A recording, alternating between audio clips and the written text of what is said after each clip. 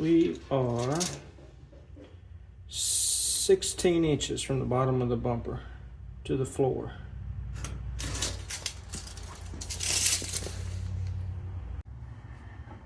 All right, the first thing we're going to do is remove the banjo bolt from the brake caliper.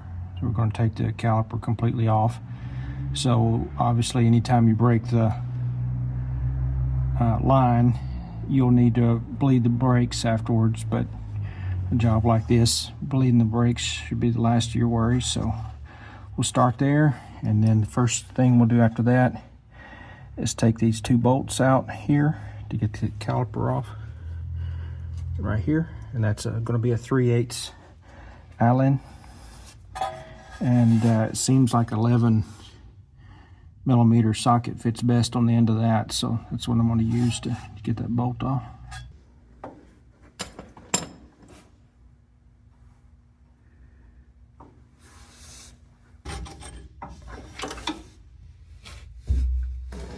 You can see the threads on these that hold the retainer pins. The threads are back here on the head, near the head, so they thread in back here. That's how those work. And then these are just pins that go the rest of the way through, hold the caliper on.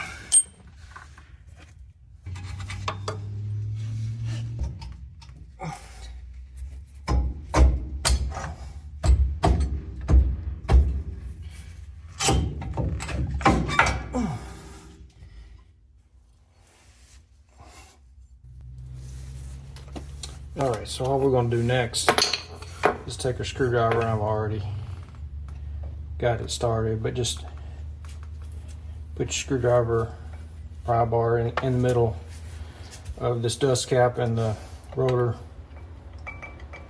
and just get you a gap there, spin it all the way around, do it 3 or 4 places.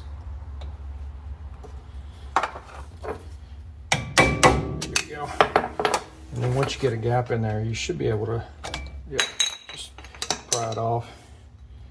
Next thing we want to do is get our cotter pin out of there. Which has no cotter pin. That looks just like a piece of wire. Now what the heck that was supposed to be. Yes, it works. And then this nut is not on tight. So can back that off, and then there's going to be a washer and a bearing behind this, so keep from losing it. You can just kind of push it out with your rotor. There you go. Those would be a good idea to replace, obviously. Once you get that done, there's also a bearing on the back side. You can see right there, and it comes out too. It's just got grease in it. That's good. All right, next thing we want to do is take this dust cover off. We can get back to the spindle. All right, we're gonna take a 13 and get our bolts out here.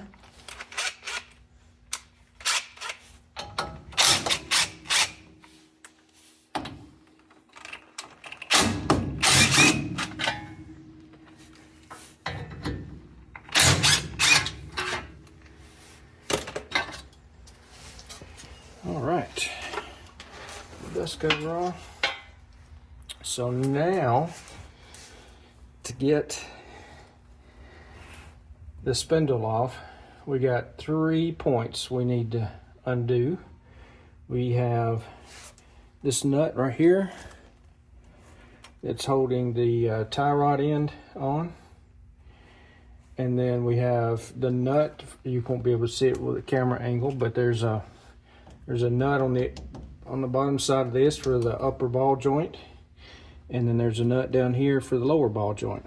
Now, before you start messing with either one of these ball joint nuts, you need a jack underneath this lower A-arm, because that spring is under pressure and you don't want that thing flying out of there. Now, it's not like a strut or something like that, but at any rate, if you start messing with it and not prepared, then it's going to wind up popping on you. Now, the shock's in there too, but you don't want the shock trying to hold that lower A-arm in place. So matter of fact, we're going to go ahead and take it loose as well, because it's coming off. We're going to replace the shocks with some purpose made for this lowered spindle and coil spring set. All right, we're prepped and ready to go here. First thing I did was took all these cotter pins out. Y'all didn't want to hear me talking about how much I love those things while I was pulling them out, so I went ahead and saved you that trouble here, and then off camera here. If I can pull it back just a little bit, there's one right here. So I got those off. So now we're going to go ahead and start taking all these loose. First thing I'll do is start with the shock over there. We'll get that off. Then I'll take the tie rod end off next. Hopefully I've got a fork to split that, and I'll show you how that works. If I don't, we'll hit it on the bottom of the hammer, which you're not supposed to do, but we're going to do what we have to do. And then I'll start get with these ball joint nuts and get them off.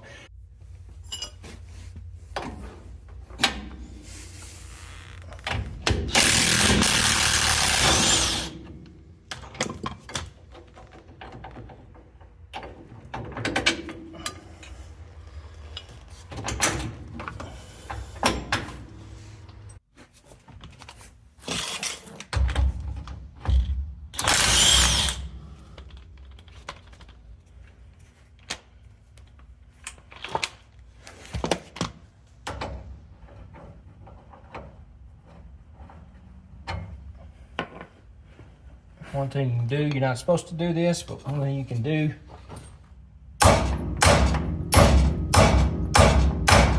sometimes, is hit that thing, and now you're going to screw the damn threads up. So don't do what I just said, because that's just going to mess the damn threads up.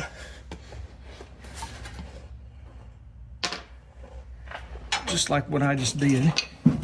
That's the biggest you've ever seen right there.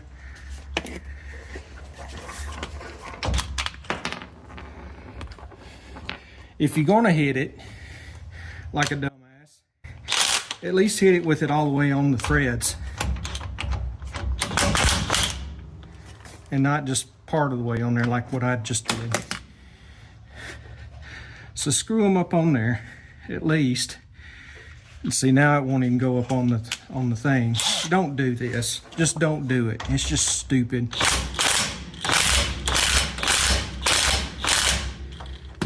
Okay, so we're up on the threads now, but you do not want to do this, okay? Do not do this.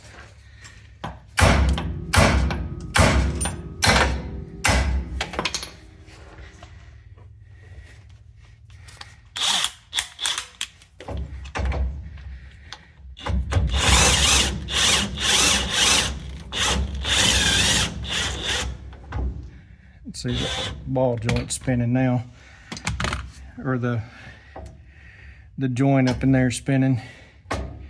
So now you need something to hold that.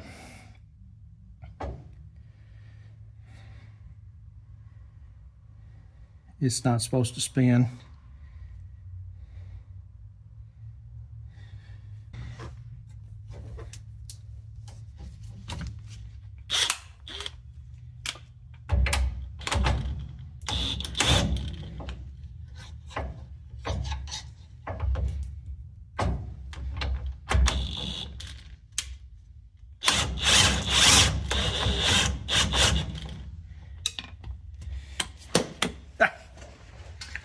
Don't do that stupid. Just don't. Just don't do it. It's just stupid.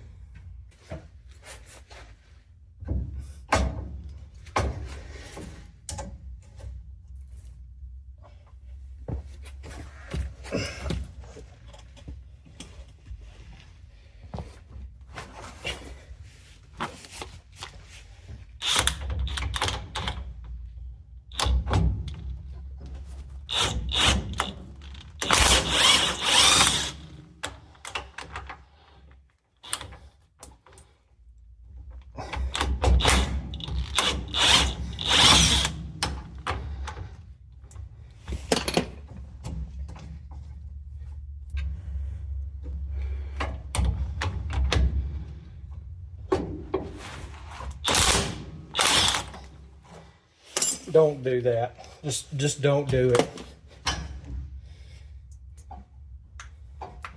I mean, one can argue that thing needs to be replaced anyway, but just don't undo it like what I did. That's just stupid.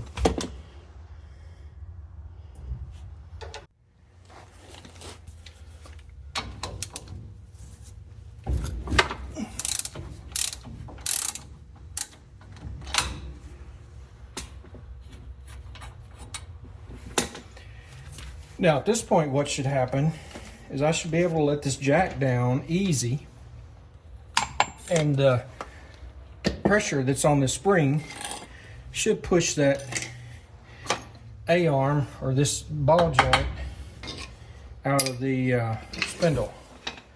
So we're going to give that a shot. Try not to hurt ourselves here.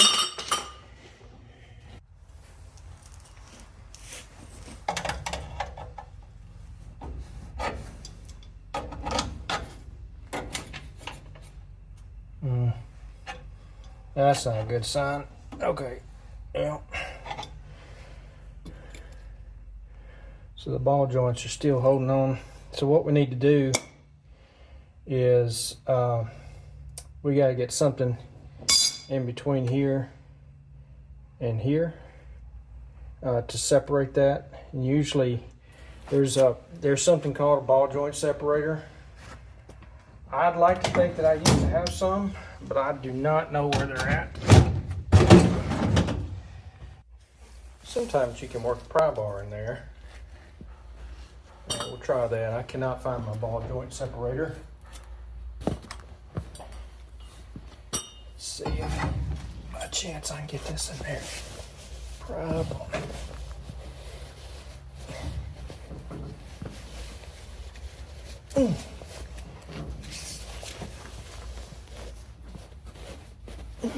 Dang. There we go. I got it loose. All right.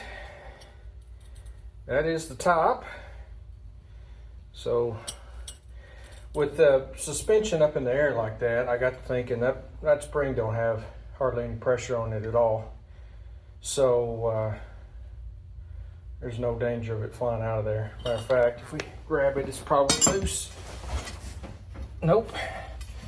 Well, apparently there is a little bit of pressure still on it, so we'll see. Oh yeah, the jack is holding the lay arm now. So yep, there's definitely some pressure on it. So let's go ahead and see if we can pop the bottom out.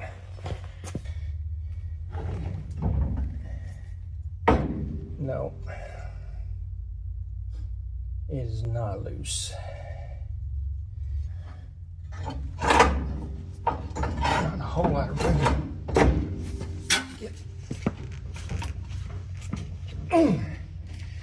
Yeah, that one's on there. Come on, PB.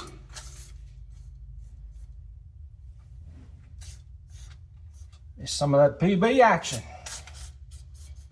All right.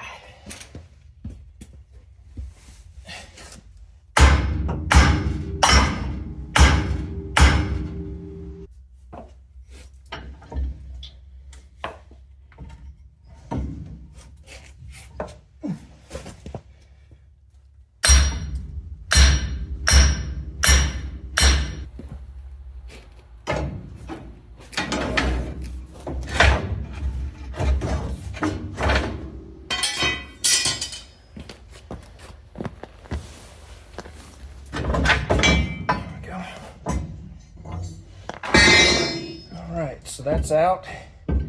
So now, just gotta get this stubborn ball joint loose.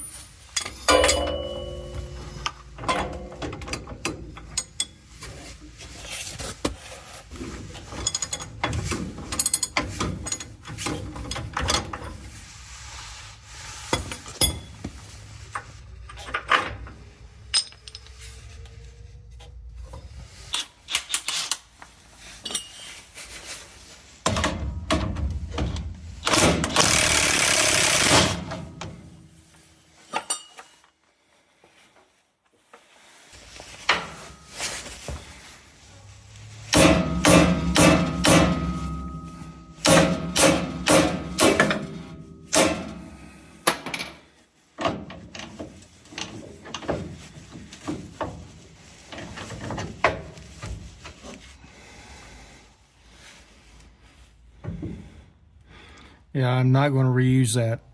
Otherwise, I would not have banged on those threads. We're going to replace the tie rods. Those, yeah, they're in bad shape. So you can see how easy those are to move. Now, I've seen worse, but those have got some wear on them. So we want some that's much harder than that to move. But I've seen them where you could just wiggle the tie rod end in one hand, and the ball end would just jiggle, move. So luckily we're not quite there yet, but these definitely are going to get replaced.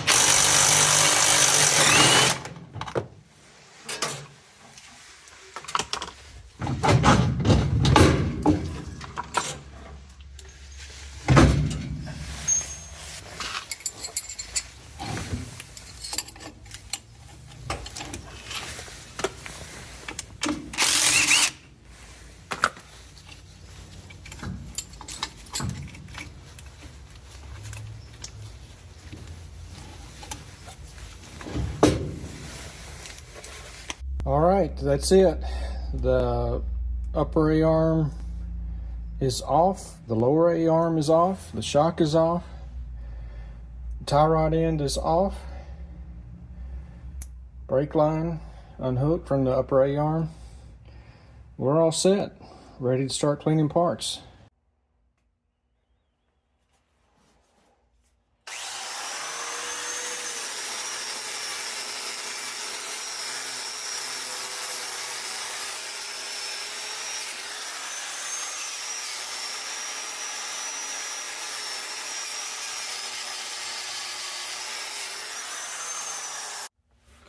One thing I wanted to do before I started putting these new parts on is get the cross member edges cleaned up and make sure that I had a clean base to start putting parts back on.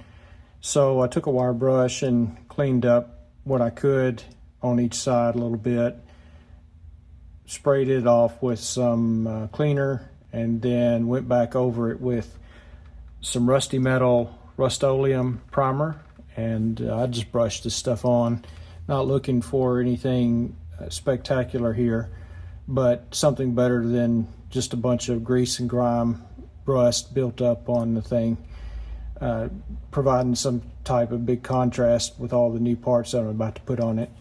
So then after it dried for a few days, I went back over it with some Rust-Oleum black, and again just painted it on as well. So at least we've got a little bit better start to making sure that when you take the tire off, we don't have any kind of obvious ugliness that is taken away from all the new parts that we've got. And then I took and put the same treatment on the bracket here that holds the brake line on.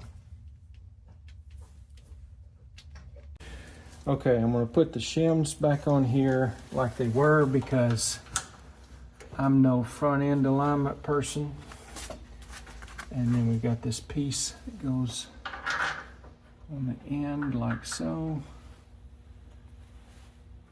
I believe that's how it goes. I hope that's how it goes. And then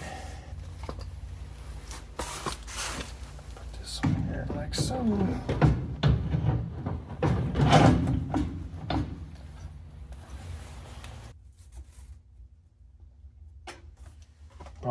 Probably should show that. So on these, make sure, yep.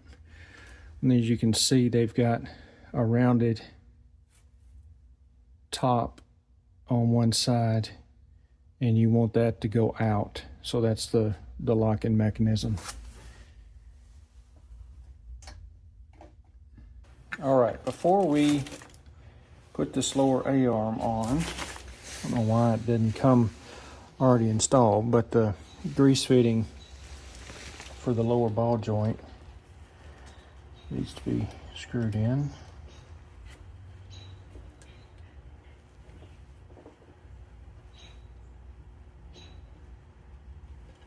Don't cross thread it, so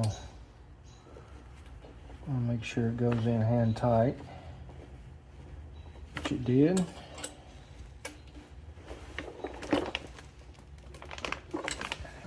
Don't want to strip it either. There we go. 7mm. Okay, if you take both of these off, make sure that you put them back on the right side. It would suck to not be paying attention and start to put one of these things on and then realize that it's the wrong side. Don't ask me how I would know that, but at any rate, here's your warning. The telltale is the spring perch here. Sorry, not spring perch, the shock mount. So you've got the mount here on the left-hand side, and that's going to match up with the shock mount that's right here. So it's going to come down on this side. The other one is going to be on the right side. So on the other side of the vehicle, that'll be in the right position.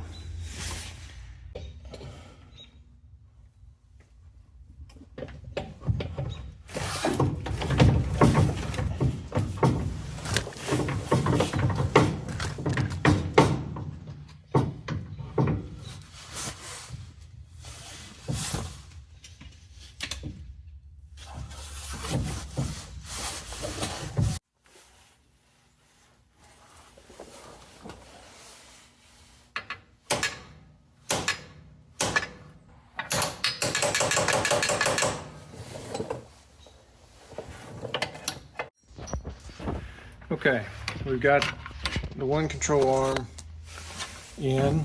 It's loose. I need to tighten it just a little bit. It's a little too loose. And then we have the lower A-arm, as you can see, installed as well. The U-bolts holding those are not tight yet, and that is on purpose. So we want to make sure that we get the A-arms positioned correctly. So what I'm going to do is just straighten up these ball joints the best I can on both the top and the bottom. And then we're going to put the spindle on temporarily and just make sure that we have everything lined up good.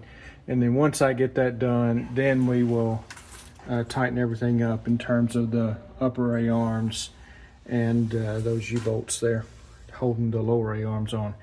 Once we get that done, then we'll take the spindle back off, put the coil spring in, and then put the spindle in for good.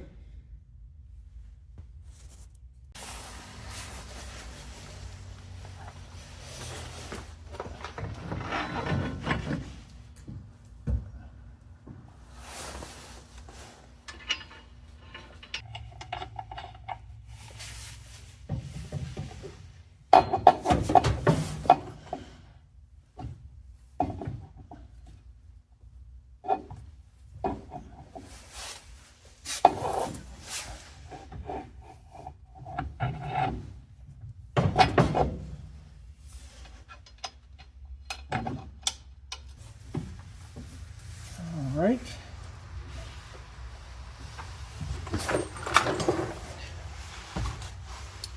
So now we got that in place. Spindle's good and straight on there.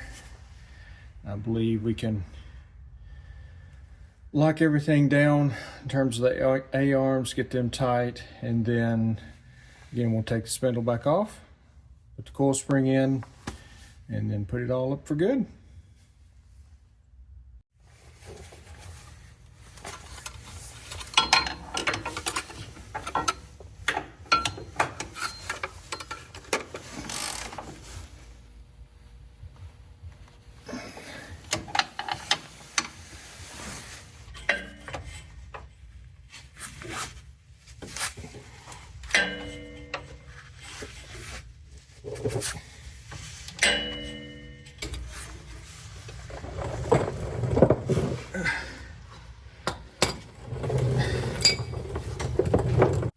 All right, before we do too much moving around with this ball joint, let's put some grease in it, as it does not come with any. So you can tell the boot, if you put some squeeze to it, you can basically feel that there's nothing in there but air.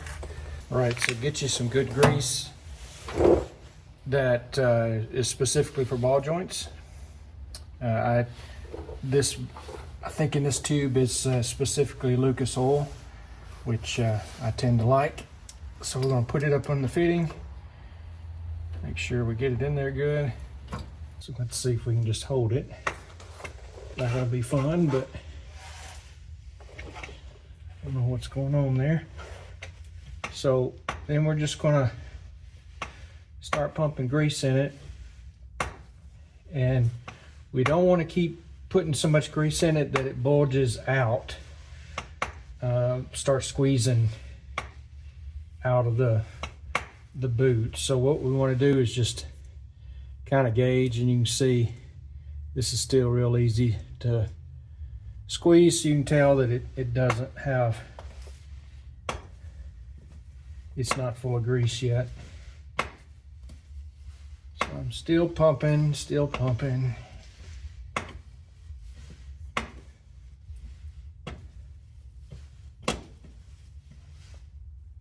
Oh, now see, I did too much. But that's what we're looking for right there, is you want this thing here to be tight, but you do not want it squeezing out like I just did. So try not to do that if you can help it. And so there we go. All right, we have a box with a couple of very well packaged coil springs. Had plenty of padding in there. So Got this good looking component here that we're about to put in. So this thing has got a top and the bottom. The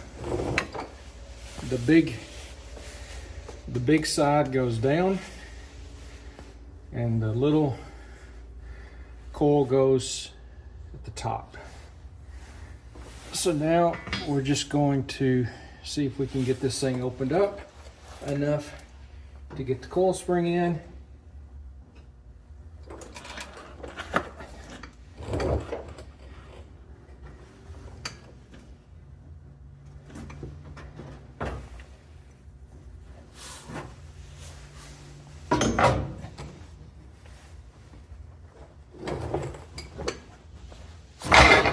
Go. All right. Still got way too much grease in that lower ball joint. Wish I'd been paying a little bit more attention there. Got a little crazy. Use the jack out of my truck. Show you can do this with just about anything. So we're going to put this, I believe, right out from it. The one thing that you don't want is for the thing to slip. If that happens, then it's going to hurt. It's going to hurt bad. It's going to hurt the truck. It's probably going to hurt you. So it's not 100% flat under there, and I know that looks about as sketchy as it gets, but again, that grease fitting sticking out, you don't want a bunch of pressure on it. You don't want to break it off. So we're going to try to jack it up right underneath the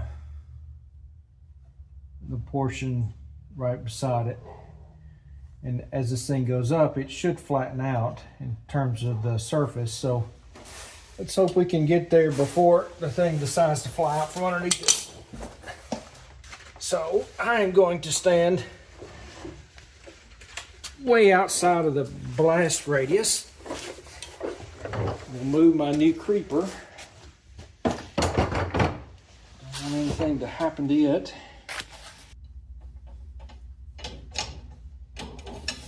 All right, here we go. That don't look sketchy at all. Uh-oh. See, that ain't gonna work. All right, let's regroup. I don't know. Let's see. Start jacking it up a little bit, see what happens. What we want to be careful of is try to not let this jack move.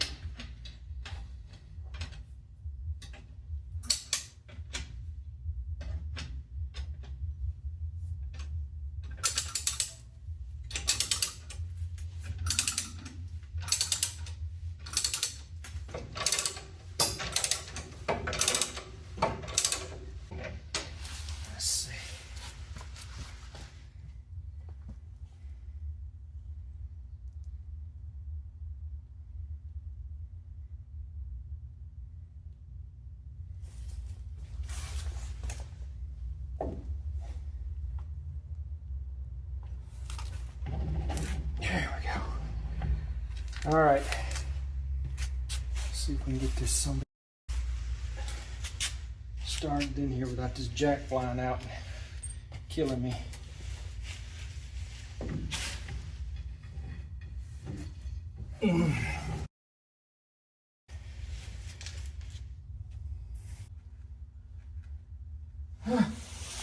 Woo!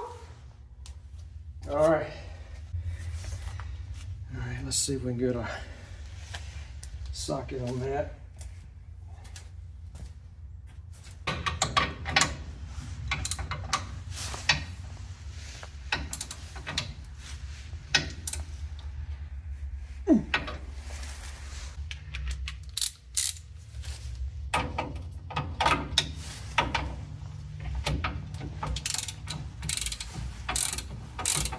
get some sweetness on it. All right. There we go, fellas. It is on there.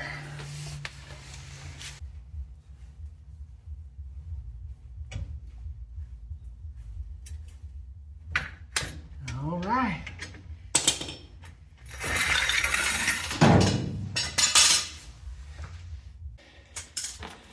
So we got the upper A-arm, the spindle, the coil springs in, lower A-arm. All's looking pretty good. We got to get the tie rod ends put back on. We'll do that in a second. So far, so good. It's a good looking setup. All right, so now I swapped out the upper shock mount with the one that came with it. I don't think there was any difference, but there really wasn't any reason not to use this one. So I got that in. So now let's put this in here like so. Actually, line this up. There we go. Still requires some finagling here. There we go. That on there. Flat washer. Lock washer.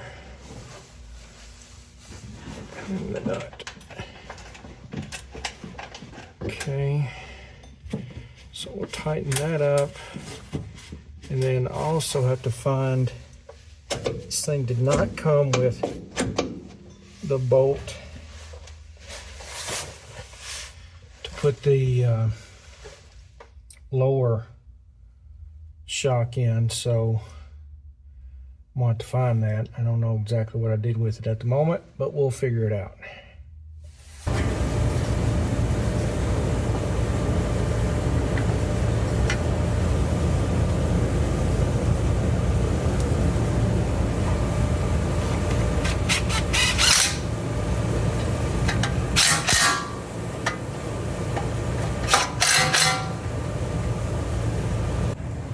Okay, so the first thing we're going to do before we put the brakes on is torque everything down to the proper spec. I did not have my torque wrench with me yesterday, so I got it today, and we're going to make sure we've got everything tightened as needed. So we're going to work from the top down, upper A-arms first. So we've got the two nuts here, they're 3/4. The torque on these is 70 foot-pounds. So we're going to put the wrench on here and see what we got.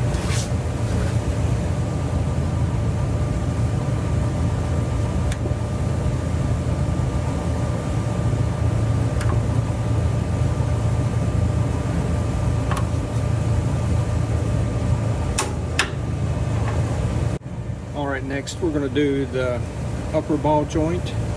That is 50 foot-pounds of torque, plus whatever it takes to line up the hole with the slot in the nut to put the cotter pin in. Now it says not to exceed 90 foot-pounds, so basically somewhere between 50 and 90. We'll start at 50, see where we are with our alignment, and then we'll go from there. All right, it's always a good idea to find the hole before you get started so you know where to look. So it is right here,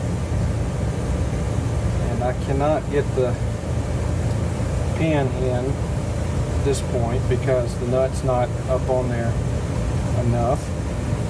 So basically we're going to have to try to turn this slot to get to here, which I think we got plenty of room to do that. We are only at 60 foot-pounds, so we should be able to do that with no problem. Let's give it some more torque.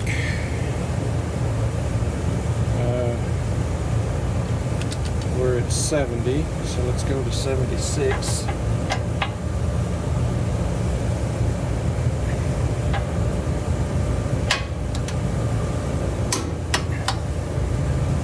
almost there.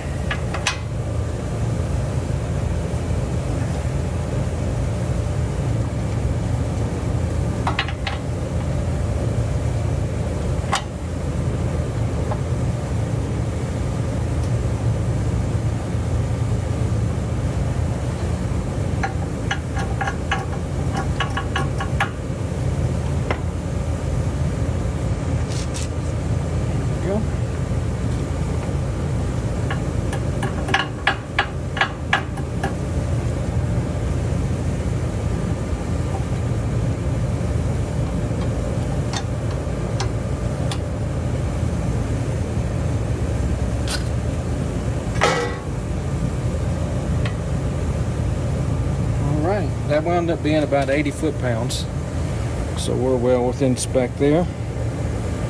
Got a key in there, all should be good. Ready for the lower. Alright, so this one is 90, not to exceed 130.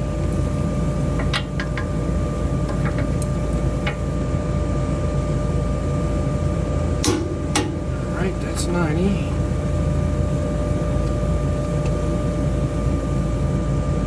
Pin is not going to go in that. So let's crank it up to 100. I'm just going to move it a little bit. Not necessarily till I get to 100, but just until I can see this pin is going to line up. Or the hole, rather. Yep, we got to 100. Okay, we'll need a little more. 110. Hopefully we won't get there, but we know we got it if we need it. We're so close. Oop. No, we needed it. Okay. 110 is what it took. Got that in there.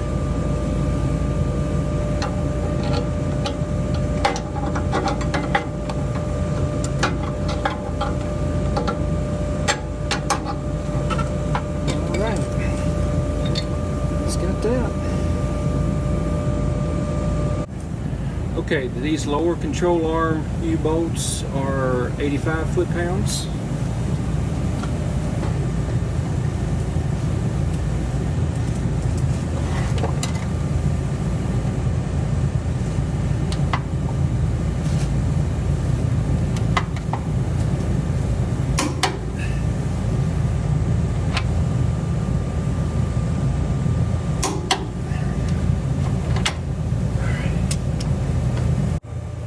This lower shock mount is 60 foot-pounds.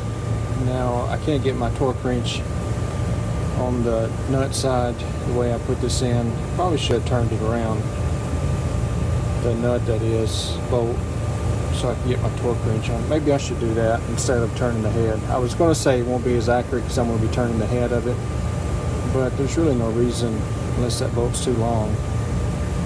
And I probably won't be able to get it in there from the spring. So yeah, let me go back to my original comment. So I will be turning the head of the bolt, which again is not ideal, but we're still using a torque wrench. It's going to, be probably less than 60 pounds actual, but that's what we're going to do given the circumstance.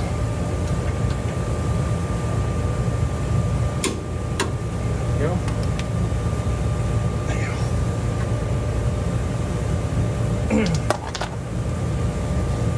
Now I can't get the top on. There we go. Now this top one, believe it or not, says it's 120 foot-pounds. I don't know if I'll be able to get any kind of 120 on my back, but we'll see what we can do.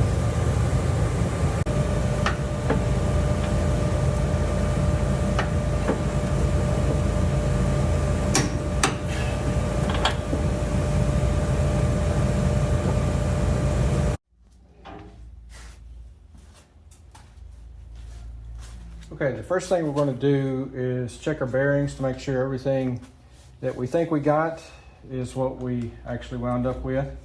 I just took this rotor out and realized that the races were already installed, which I don't know that I like that, but I don't want to knock them out either. So with that being said,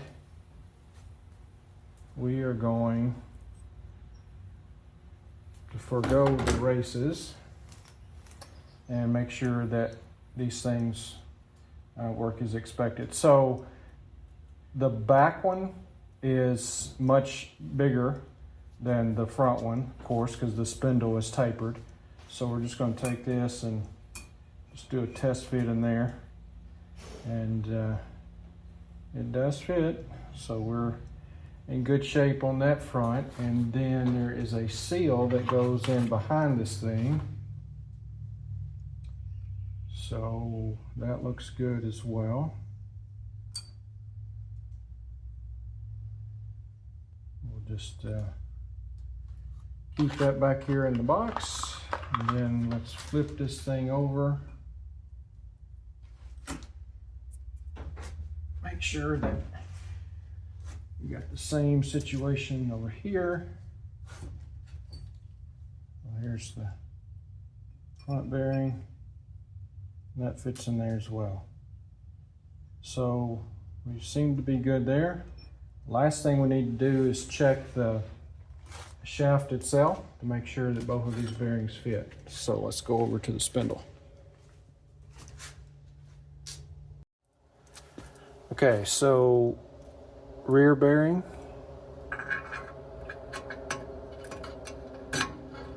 There we go. So that fits on there as expected. And then the front one, there we go, goes on there as well. So I think we're in good shape in terms of the bearings. Okay, so let's get to packing these bearings. The first one we'll do is the one on the back, since we have to put the seal in there and flip it over. So I've got some Timken bearing grease here, automotive bearing grease. You want to make sure you got some clean hands, fairly clean hands when you do this. And then just take a couple of fingers there. All I'm doing is just trying to shove much of that grease up in those cracks there as I can to get in those roller bearings. I'm going to do the same thing on the front.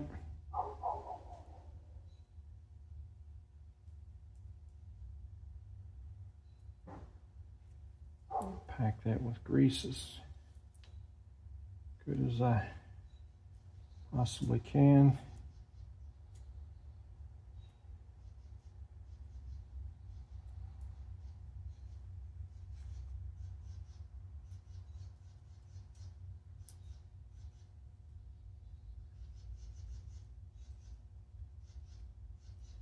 So you don't want to just wipe the front of it, because all that will do is just get, the front part of the bearing with grease on it. So when they say pack, what you want to do is you want to shove that grease as far up in that crack as you can, so that you get on to the roller surfaces of the bearing on the back side up in there.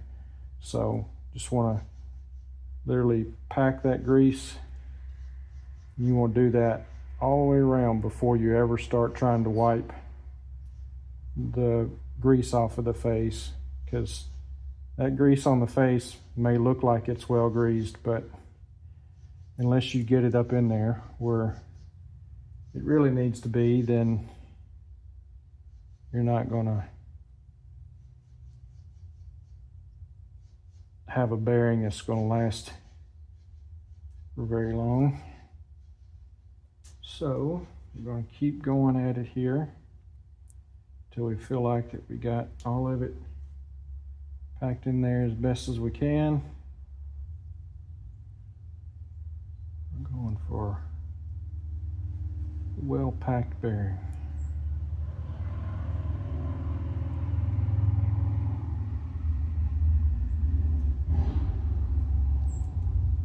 file.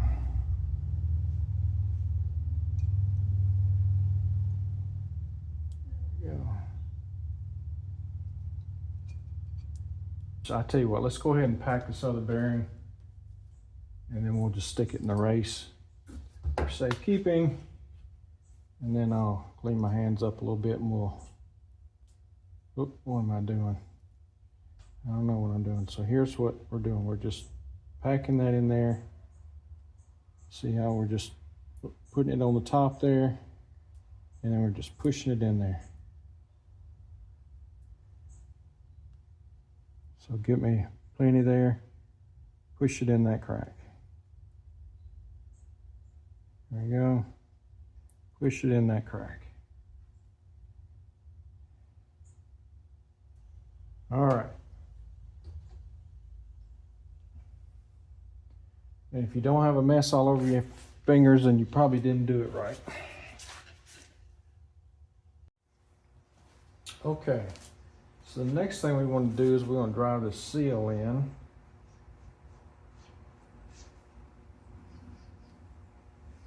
So what I'll do here is we're just going to take the seal and we'll put a little grease on it too once we get it in there.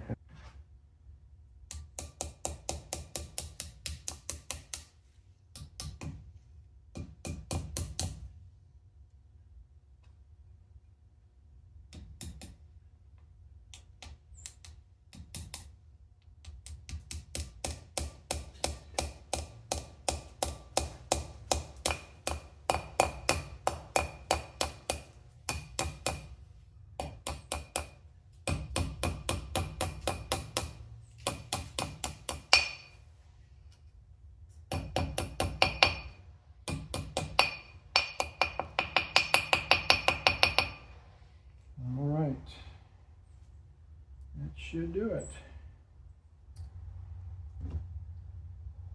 Drop this in there. Without making too big of a mess. All right, let's get our spindle nut cleaned up. And we'll be ready to put this on.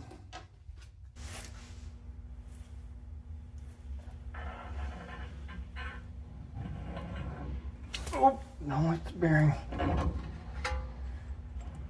slide out and hit the ground. There we go. All right, so now what you want to do is take your flat washer. There's a little keyway in it. Put that in there. And take your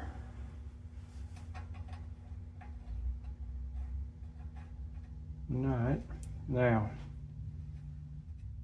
what you're supposed to do on this is tighten this nut to 12 foot-pounds while you're turning the rotor. Now, if you're like me, what you're going to run into is you don't have a torque wrench that has a nut that big or a socket that big that will, so basically to get 12 foot-pounds you're going to have a 3/8 inch, most likely 3/8 inch torque wrench, half-inch socket for something this big. So the only answer there is to have a 3/8 to half-inch adapter, which I don't have with me today. So we're going to wing it. What we're going to do is we're going to do what we think is 12 foot-pounds while we're turning this. Okay, so we think that's probably it. Okay, so now we're going to back off of it because all that was to do is to seat the bearings. Okay, that 12 foot-pounds, that's all we meant to do there. So now let's back off of it So now it's loose again, and we're just going to get it hand tight. All right. Now, what we've got to do is we've got to line this hole up. And to get it hand tight and to get that in there, you're going to have to, there we go, or Carter pin. Stick that through there like so. There we go. All right. So that's got it. So all we need to do now is just take our bearing cup, get that put back on there. Grease in here for good measure.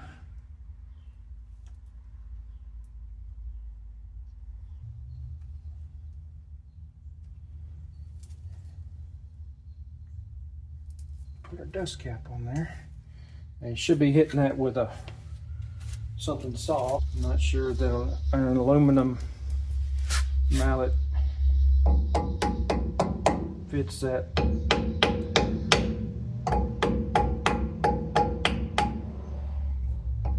Description. We're gonna do it anyway.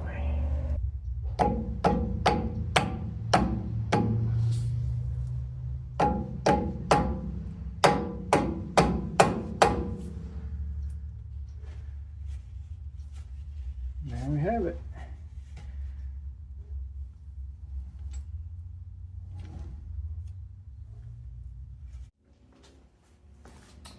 Okay, moving on to the brakes. I've got the caliper out of the box. We got a spring here for one side of the pad, retainer, keeper, whatever you want to call it. And then these look like copper washers for the lines, incoming lines, brake lines. This brake pad's more springs, so I guess you can pick whichever one you want to go with there. They look the same, just got extras. And then this thing comes with the hardware. Of course, the hardware is already installed. So if you've got your existing caliper you're using, then definitely use this stuff to refresh the caliper, but we won't need those either. So we'll just go with what we've got here. We'll start with the pad that goes against the piston. So this is going to be the one with without the holes. So there's one that's got holes in it, and then these others just, well, they don't. So the clip then goes on the back of the pad, and then the tension piece goes opposite. So it'd be, I don't know if you call that the bottom or the top of the piston, but the orientation that you see here. So we're going to put this on like so. I don't know if you put the top or the bottom on first, but either way, we'll get it on there. So it just goes on just like that. Just clips on those two little notches, pins out.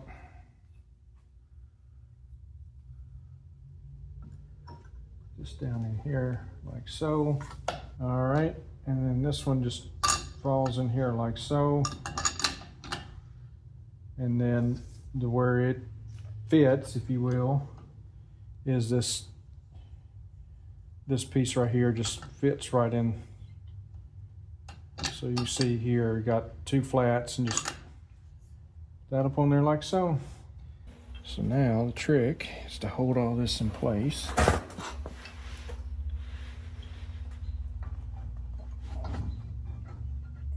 that on there like so. Okay.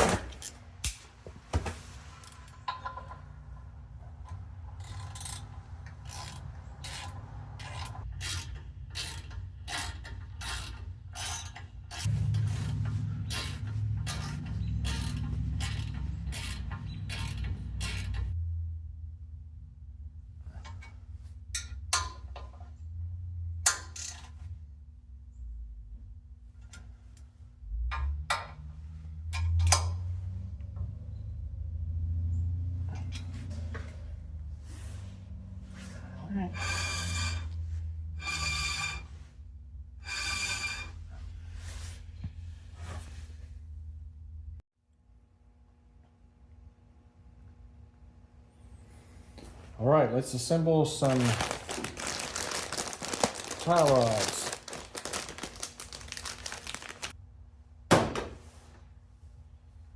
Okay, so let's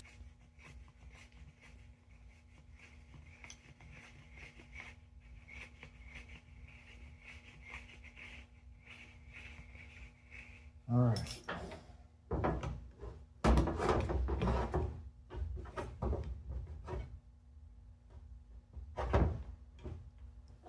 That's close right there.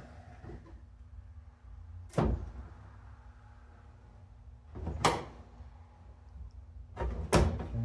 so let's call that one close. Set that over to the side. Measure these and see how close we are. This one is straight up. This one's off over here. There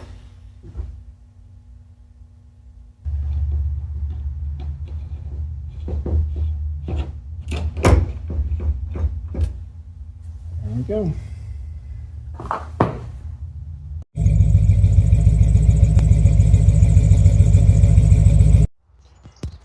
Now that we've shifted focus to the back, we are ready to take the bed off. And unfortunately, these 8 bolts that are holding the bed on are turning. So there's a square hole, as you can see, and that's supposed to hold the bolts, but if they've been in on here as long as these have, which are the originals, clearly, they're going to turn.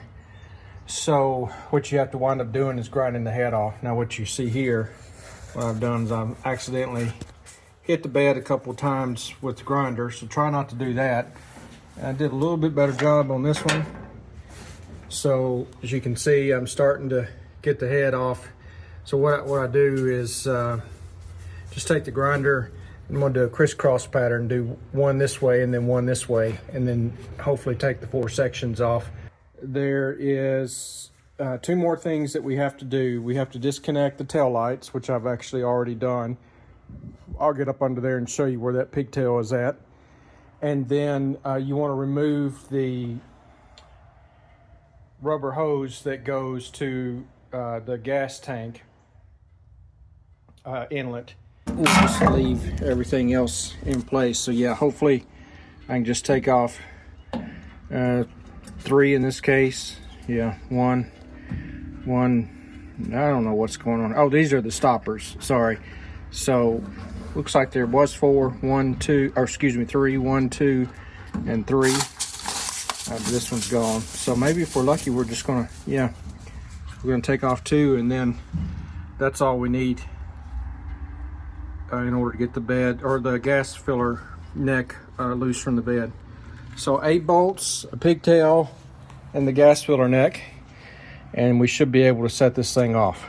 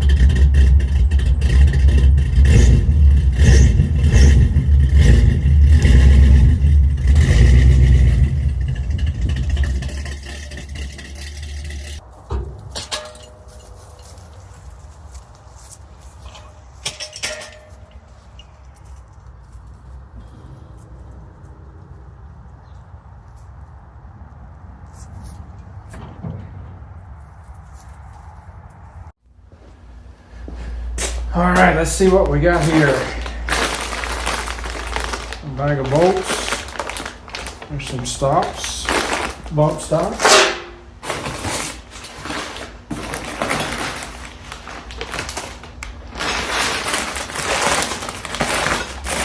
All right, got some new bolts. That's always good.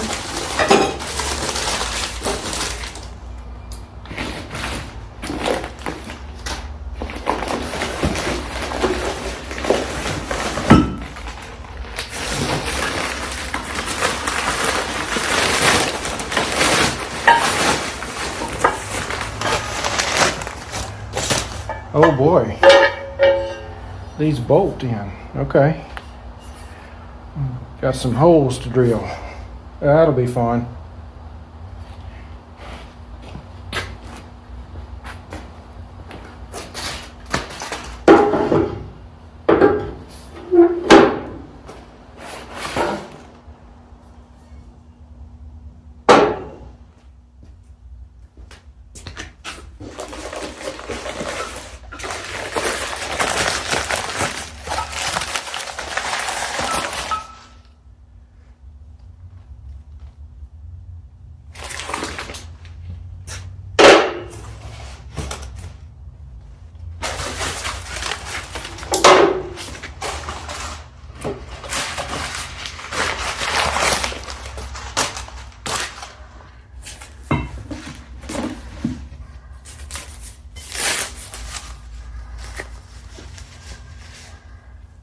That's the top plate that goes on the leaf springs.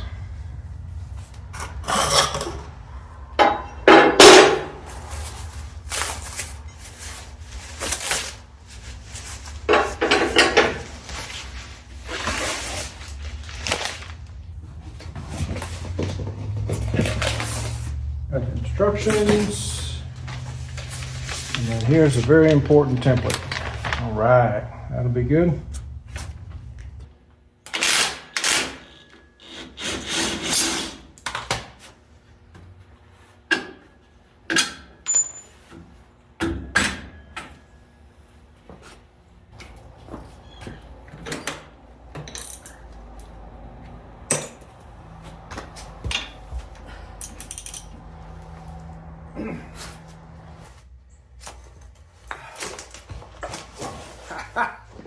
All right, here we go.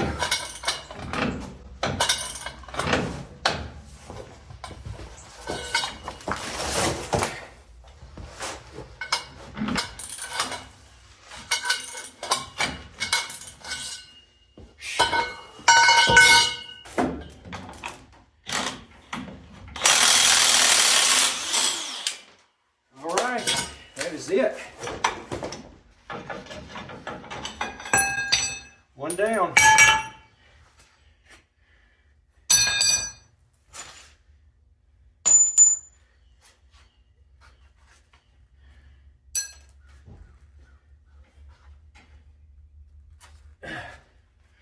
My goodness.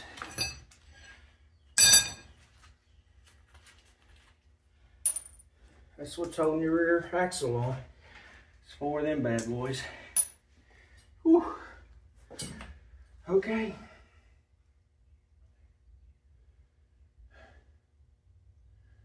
One thing we're going to need to do is take that brake line loose, I bet. But we'll see. Maybe we can do it without it.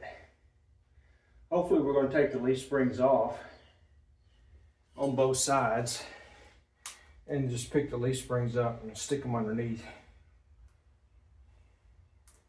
That would be the ideal thing to do. Although, how did those spring perches come off? I didn't think about that.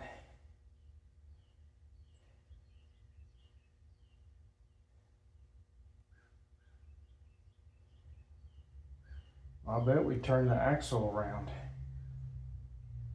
Flip it. Flip it, reverse it. Now I'm curious.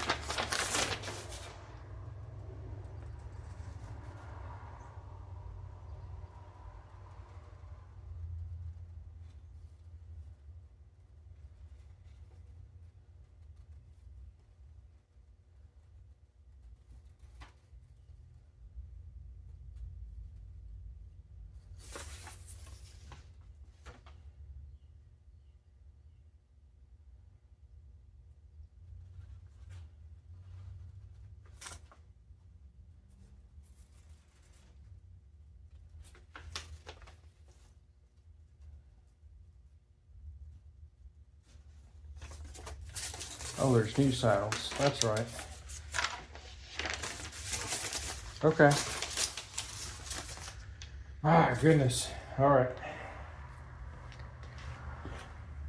So now what we're going to do is take this leaf spring loose.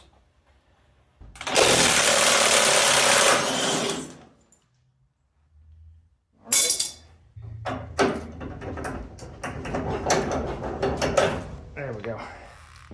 So now it's loose. As you can see, there's no more pressure on it. You can move to the other side, get that off. You're gonna hold on to these bolts because you've got to reuse them. I do not believe there's new leaf spring bolts in the kit. There we go. All right, we got that off. Save the nut. Washer. There we go. Rear end.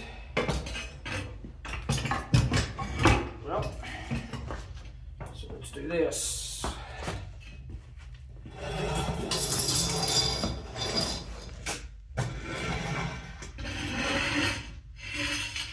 There we go.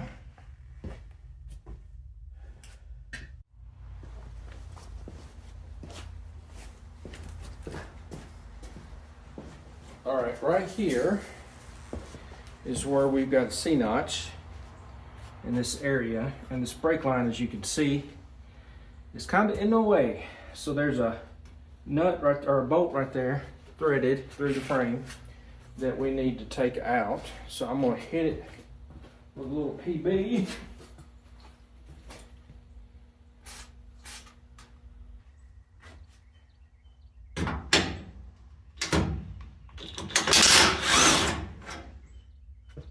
I took a little punch, marked the center of that, punched the center of that hole, and then took something round and made the hole the same size as the bolt. And I just tightened the bolt back up. And again, this is the one that was holding the clamp with the brake line against the frame. So you just stick that template here through the bolt, and then you want to line this up here. I'll make this even.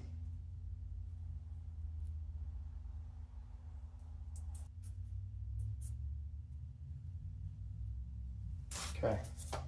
And we take that off. Oops, missed a spot.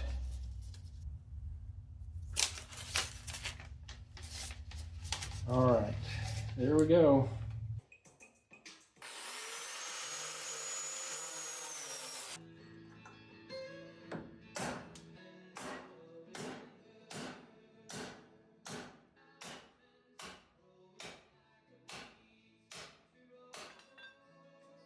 This is a 24 teeth per inch bimetal blade, and as you can see, it's already been broke in. So let's see what we got here.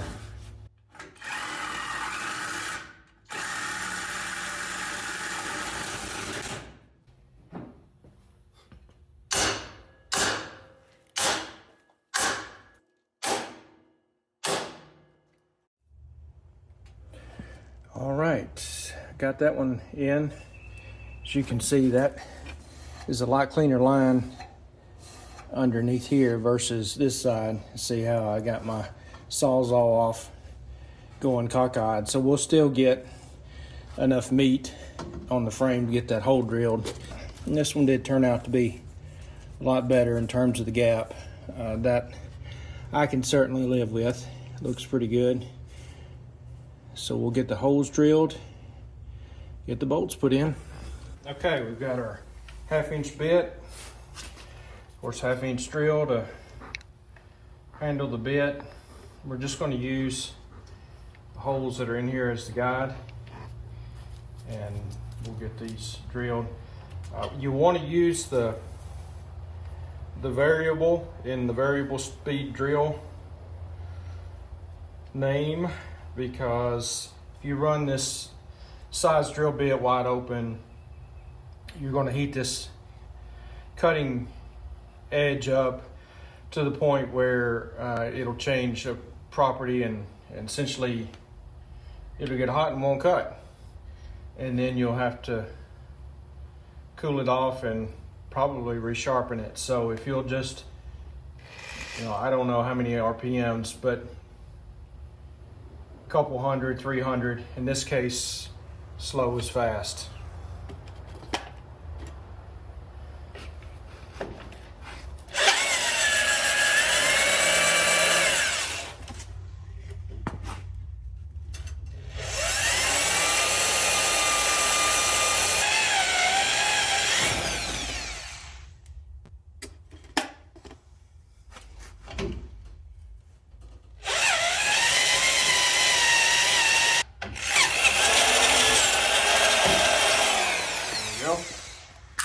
We notched the frame using the paper template that we had. Once I got that drawn out, we I actually finished the notch with the Sawzall. I thought it would be a nightmare to do, but it actually wasn't that bad. So I'm probably going to do the other side complete with the Sawzall, and we'll see how we turn out. Once we get that done, the notch cut that is, then we take the C-notch brace, we sandwich it over the frame. I took a little aluminum mallet and tapped it in there. It went pretty good. And then there's some 1/2-inch holes that you have to drill. So you basically use the brace as a guide to drill the holes. So if you just put some pressure on it, keep some lubrication on the bit, then you'll get through it. It's not that big a deal. So 6 bolts, 1/2-inch on the face, and then there's actually one underneath on each side, and they're 3/8. And then there's the bump stop that goes in the notch, and it's essentially pretty much ready to go. We're ready to start on the other side. We got the C-notch in, rear end's ready to go back underneath it, leaf springs. So we're going to raise the differential up high enough to where we can get the springs on underneath.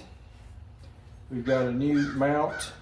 It's got a hole in it. This hole goes toward the front of the vehicle, and it is made so that the bolt that's holding the springs together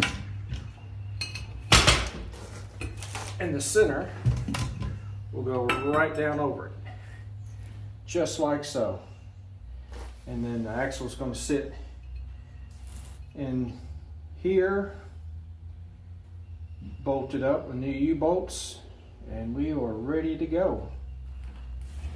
All right, so let me take my puny jacks, get the axle up in there, and then we'll go from there.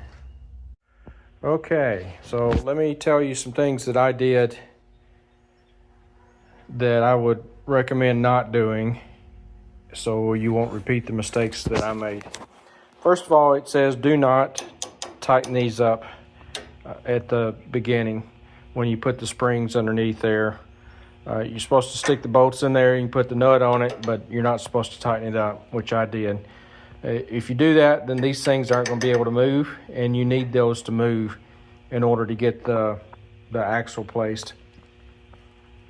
Next thing I did was I started on this side over here that you saw me struggling with, trying to get it up, the nuts up on the U-bolts.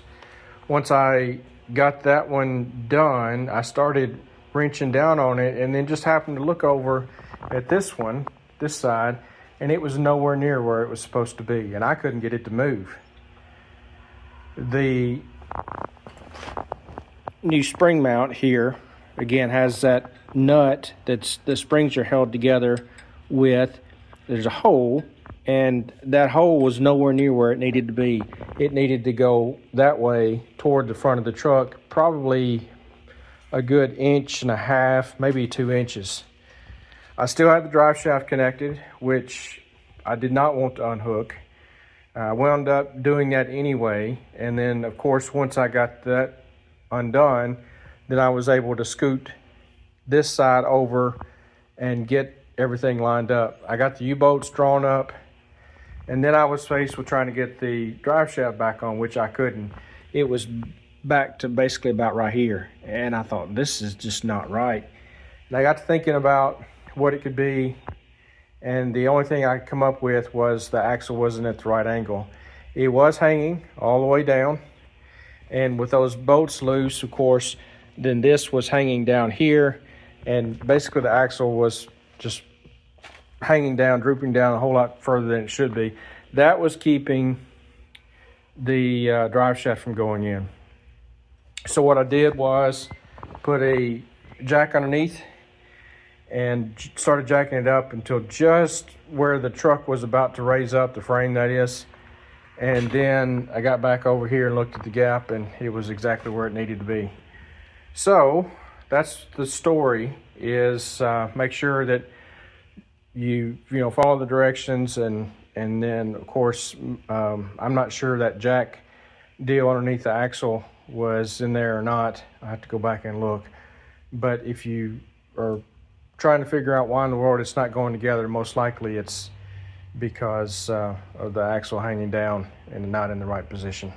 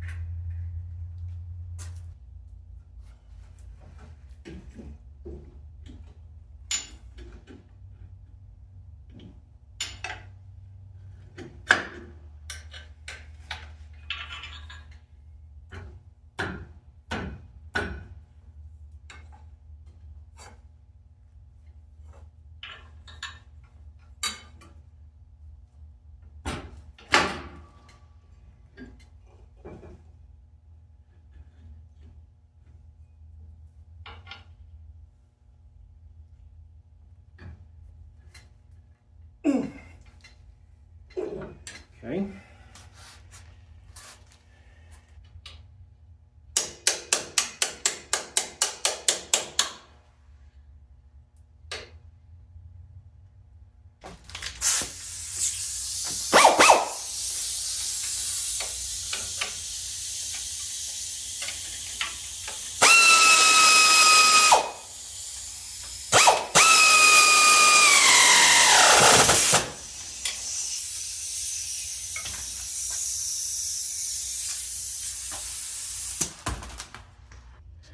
See that bolt?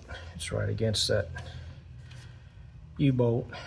I can't get it in the other way, so I don't have any choice but to put it in the direction it's in. I could either stack some washers over here, which that would have been the easy thing to do, or I can cut off the end of that bolt. So I'm gonna opt to just cut the end of it off. I'm gonna take my little Sawzall here and see what I can do about that. Well, I changed my mind. I just took some washers from the old U-bolts and stacked them up there.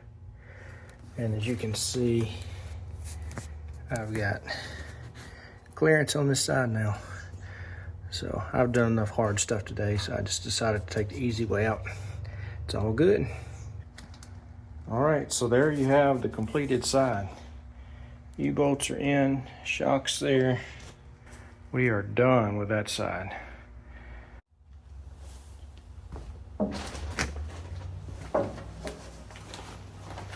All right, measurement time. I believe when we started, we measured around the same spot from the concrete to the bottom of the front bumper was 16 inches, if my memory serves. If we do that same measurement now, we are right at 12 inches, which is good. Do the same thing over here. We are between 11 3/4 and 12 inches. So we're a little bit off, but I do have some mismatched tire sizes on the front that most likely one or both of them used to be on the rear. I don't know. Anyway, once we get the tire size figured out, we drive it a little, let it settle. If that's a thing, we'll take some more measurements. Let's look in the back. The concrete to the bottom of the rear bumper is about 11 3/4 on the passenger side and about 11 3/4 on the driver's side. So we are good in the back, and we've got just a little bit of mismatch on the front, but like I said, I can see the tire size, the tallness of the tire is a little off. One of them reads like some sort of metric number. I don't know what the deal is there. Anyway, I think we're in good shape. We're ready to start driving this thing.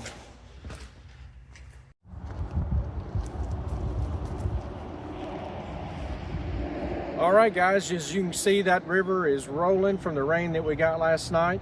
I took the square out for a test drive and nothing fell out from underneath it, neither on the front or the back. So that's a real good thing. Hope you found this video informative. If you've got any questions that I did not answer, feel free to put them in the comments and I'll do my best to give you a good answer on that.